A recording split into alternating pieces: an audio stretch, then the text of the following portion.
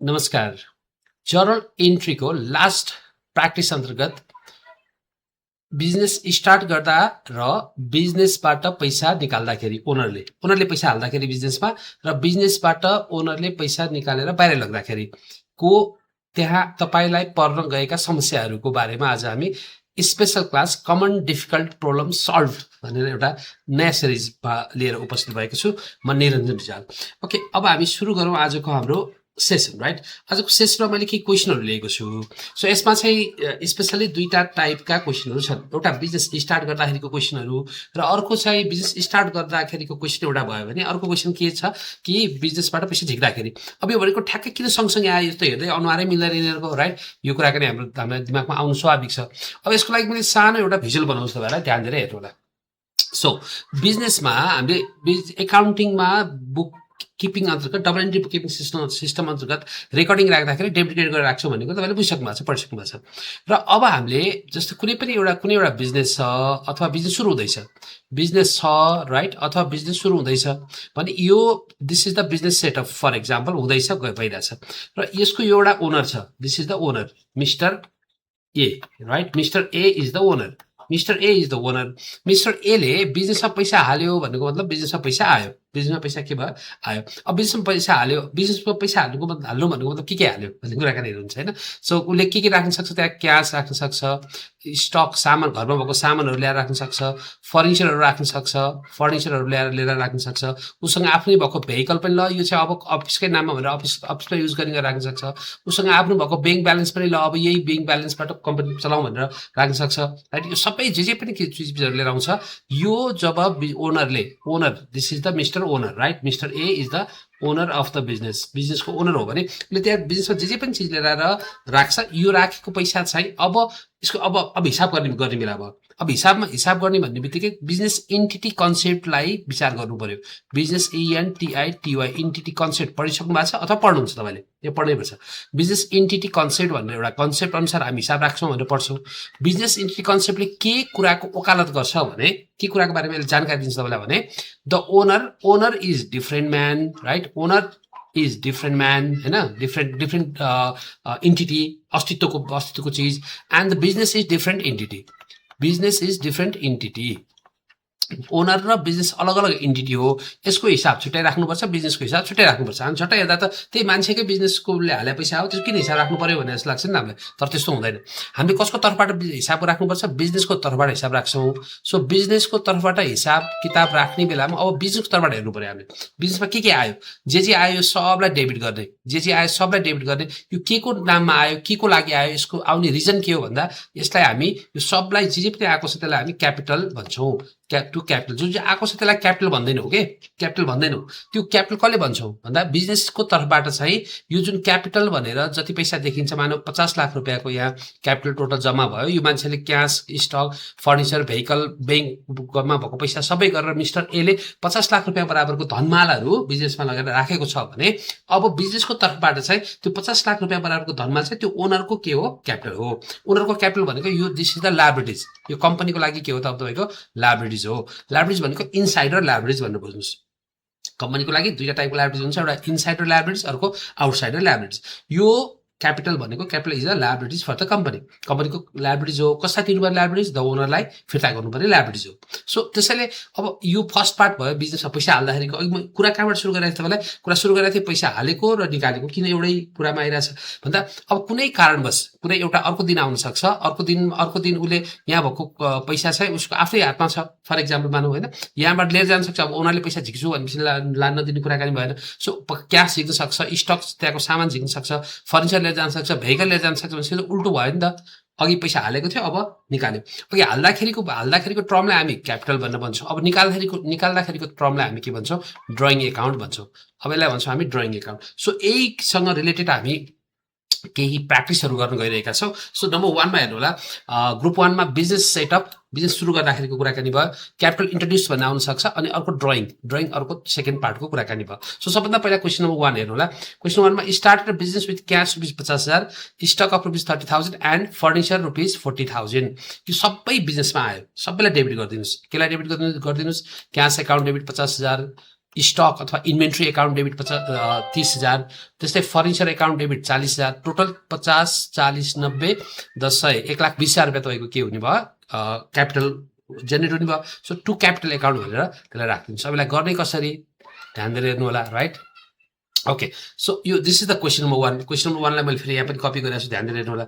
Setup a business with cash, furniture and building of rupees 1,50,000, 15,000 and 2,50,000 respectively.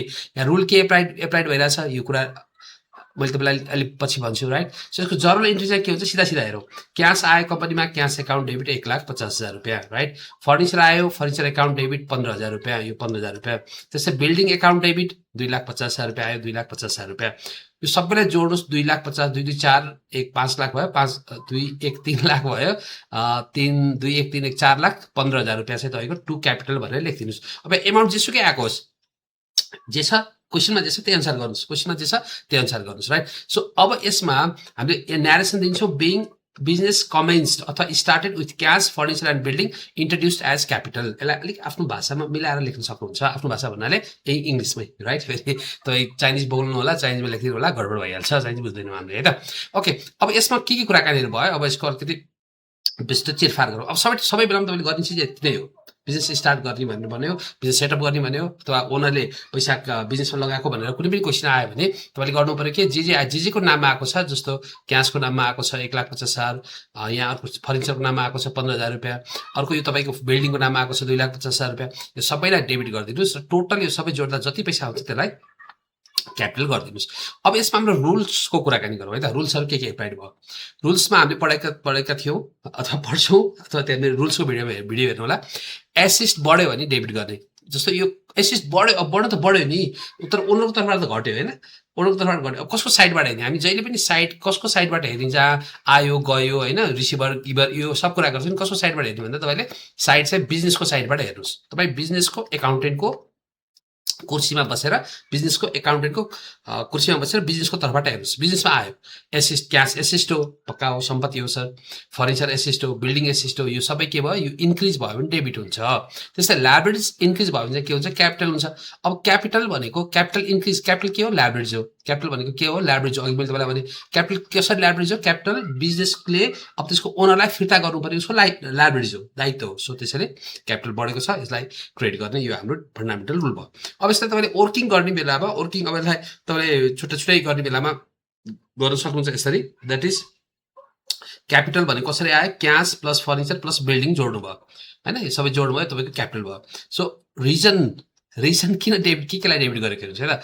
Cash is an assets, debit गऱ्यौँ। Furniture is an assets, debit गऱ्यौँ। बढायो हो नि त सबै। Capital is an assets, यो पनि डेबिट गऱ्यौँ। क्यापिटल पनि इन्क्रिज भएको छ, यसलाई चाहिँ हामीले के गऱ्यौँ, क्रेडिट गऱ्यौँ। किनभने एसेट्स र लायबिलिटिजको ठ्याक्कै स्टोरी उल्टो हुन्छ भनेर हामीले बुझ्नु पर्यो, तपाईँले बुझ्नु पर्यो, मैले बुझ्नु पर्यो। यति कुराकानीलाई ध्यानमा राखौँ, है त? रिमेम्बर, अब एउटा कुरा के सम्झिनुहोस् भने तपाईँले, when the owner brings cash or any asset into the business, यदि कोही पनि ओनरले क्यास अथवा कुनै पनि एसेस्ट बिजनेसमा ल्याउँछ भने all assets receipts are debited. सबै जे पनि एसेस्ट ल्याउँछ त्यसलाई डेबिट गर्ने।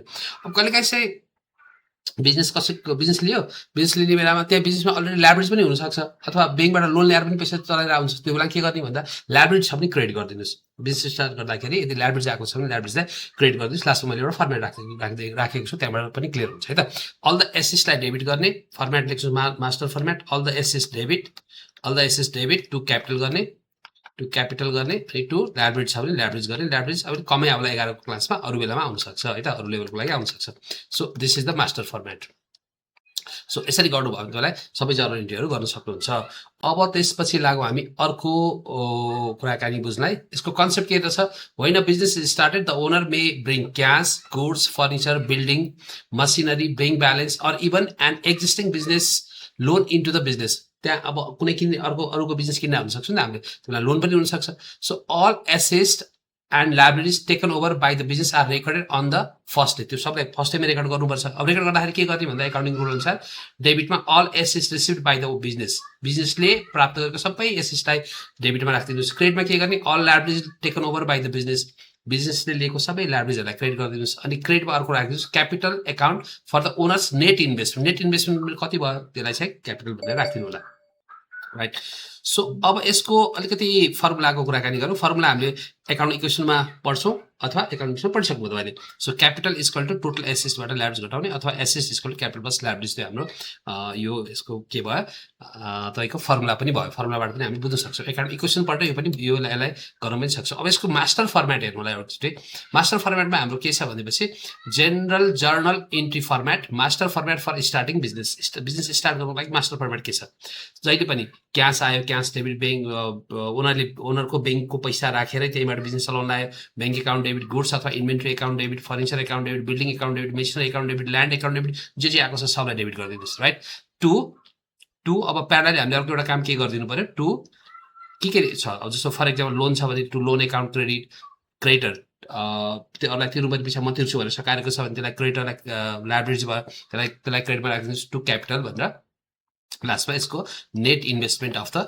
Owner is regarded as capital भनेर राखिदिनुहोस् so being commence business with asset introduced and liabilities taken over by the provider भने त्यहाँ क्वेसन कस्तो दिएको हुन्छ त्यो अनुसार ल्याङ्ग्वेजमा मिलाएर टक्क चट्ट पारेर राख्नु होला तपाईँले गर्ने सबै कुराहरू अब के हुन्छ जर्नल इन्ट्रीको अब गर्न सक्नुहुन्छ okay let's come to the first page again first पेजमा हामीसँग यहाँ दुईवटा क्वेसन थियो राइट एउटा क्वेसन मैले पहिला सुरुमै गरेँ तपाईँलाई सेकेन्डमा अघि त्यहाँबाट गरेर तपाईँलाई गरेर देखाएको कुराकानीहरू भइहाल्यो अब यसको अपोजिटमा ड्रइङ छ भने के हुन्छ त स्टोरी हाम्रो सो यहाँ मैले तपाईँको 3 र 4 नम्बरमा ड्रइङ भनेर राखिदिएको छु राइट ड्रइङको अघि न अघि थोरै बेसिक कुरा थोरै हामीले बेसिक कुरा ड्रइङको बारेमा थाहा पायौँ होइन अहिले गर्ने चाहिँ कसरी ड्रइङ गर्ने बेलामा ड्रइङ भनेको अब के भयो उल्टो काम भयो क्यापिटलको उल्टो रहेछ नि त क्यापिटल इन्ट्रोड्युस गर्दाखेरि पैसा के हुँदो रहेछ पैसा यो ओनर भयो राइट यो ओनर भयो ओनरले पैसा बिजनेसमा हाल्दो रहेछ बिजनेसमा हालेको पैसालाई हामी क्यापिटल बन्द रहेछौँ र यो बिजनेसबाट ओनरले आफ्नो पर्सनल युजको लागि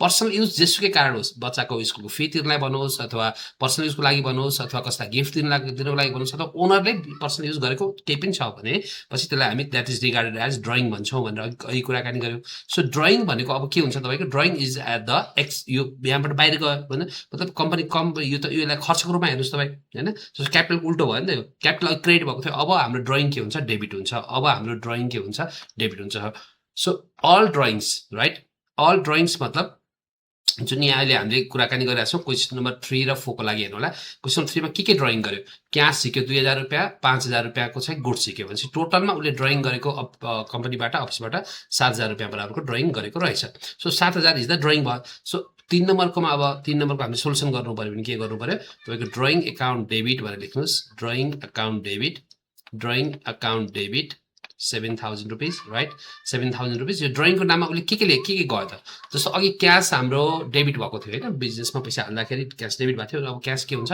क्रेडिट हुन्छ टु क्यास एकाउन्ट भनेर लेख्नु होला यसलाई टु क्यास एकाउन्ट राइट त्यस्तै क्यास एकाउन्ट 2000 रुपियाँ यो अनि त्यस्तै अर्को नेक्स्ट छ 5000 रुपियाँ टेकन अवे के लिएको छ उसले गुड्स लिएको छ यो गुड्सलाई टु पर्चेज एकाउन्ट भनेर राख्नुहोस् टु पर्चेज एकाउन्ट अथवा इन्भेन्ट्री गरे पनि हुन्छ यसलाई इन्भेन्ट्रीबाट पनि घटाउन मिल्छ टु पर्चेज एकाउन्ट गरिदिनु होला right to purchase account so यसरी हामी drawing account debit to cash account अब कम्पनी तपाईँको क्यास नझिकेर राइट क्यास नझिकेर अरू जे पनि झिका हुनसक्छ फर्निचर झिका हुनसक्छ जे पनि झिका हुनसक्छ त्यसलाई 1 बाई 1 नाम लेख्दै हामी गर्छौँ फर इक्जाम्पल क्वेसन नम्बर 4 मा एकचोटि हेर्नु होला 4 मा के कुरा झिका छ नि त the owner withdraw cash amounting 30,000 रुपियाँ क्यास गएपछि गयो मतलब कम्पनीबाट बाहिर गयो टु क्यास एकाउन्ट लेखिदिनुहोस् द्याट इज 30,000 रुपिस 30,000 रुपियाँ goods that is purchase account हाम्रो पर्चेज गरेको सामानबाट घट्छ टु पर्चेज एकाउन्ट लेखिदिनुहोस् that is 35,000 rupees 35,000 rupees right अनि and furniture worth rupees 40,000 to furniture भनेर लेखिदिनुहोस् टु फर्निचर एकाउन्ट 40,000 रुपिस सबै झिकेको भयो हैन अब सबैलाई जोडिदिनुहोस् सबैलाई जोडेर जति पैसा आउँछ त्यसलाई डेबिटमा राखिदिनुहोस् that is regarded as drawing account भनेर right drawing account so regarded as drawing account भनेर राखिदिनु होला तपाईँको यो कति भयो 40 30 70 30 1,05,000 रुपियाँ डेबिटमा 1,05,000 रुपियाँ डेबिटमा गरिदिनु होला न्यारेसन सर्ट स्विट न्यारेसन लेखिदिनुहोस् being cash goods and furniture withdrawn by the proprietor for personal use भनेर लेखिदिनु होला सो यसरी तपाईँले अब क्यापिटल इन्ट्रोड्युस गरेको र ड्रइङको सबै प्रब्लमका सोल्युसनहरू गर्न सक्नुहुन्छ र यसमा केही पनि तपाईँलाई समस्या भयो भने you can comment there, right? Okay, thank you very much. अब यो thank you very much भन्नुभन्दा अगाडि अब हाम्रो यसपछिको अर्को आउन लागेको यसपछि धेरै कन्फ्युजन भएर स्टुडेन्टहरुबाट आएको क्वेशनमा आधारित भएर यो अर्को पर्चेज र अफ एसिस्ट के ग्रेडमा पार्सल पेमेन्ट भएको अर्को भिडियो यसपछिको सेकेन्ड सिरिजमा आउँछ. So see you in next video. Thank you very much and bye bye.